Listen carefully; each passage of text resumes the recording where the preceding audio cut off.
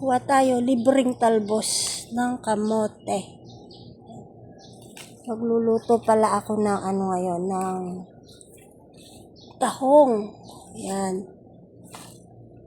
Sa Mowa's Kitchen, guys. Tahong ang ating ngayon, ulam. Tsaka pinritong galunggong. Ito guys, pandagdag ko lang to ng panggulay ko. Ito lang siya guys, kinukuhanan ko. Pandagdag ko, diba? Madami na to. Tapos kukuha tayo ng dahon ng sili. Hindi na ako bumili ng sili kasi mag-aano naman ako dito. Anong tawag doon? Titrim ko rin sila. Kasi nga, namumulaklak na. So, kailangan yung dahon niya ay tatanggalin na para marami siyang maging bunga. Ganon. Kaya hindi na ako bumili sa palengke. Ito na lang. So, marami akong kukunin dito hanggang matira yung may part na may bulaklak na. Pwede rin lagyan ng alugbati. Pero hindi ko lalagyan pala. Baka yung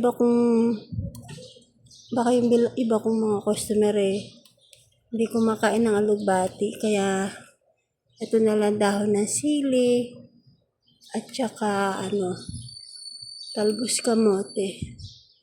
Yan ang gagawin guys para dumami yung bunga ng ating ayan, tignan yung dami niyang bulaklak na.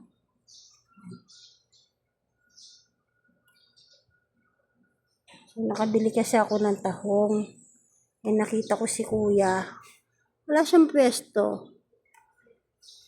Nandun siya sa may tabi ng binibilan ko ng manok. Nagbebenta siya isang balot. Naka-plastic na siya. Siguro may 1 kilo yun. 100 lang. Kesa nang bibili ako dun sa isa. Sa kanya na. Kasi mukhang lang yung sa kanya kakaunti lang talaga. So, ito. Yating gulay. Mamaya ako na kayo asikasuhin ha. Kasi magtitinda muna tayo sa ating Mowa's Kitchen.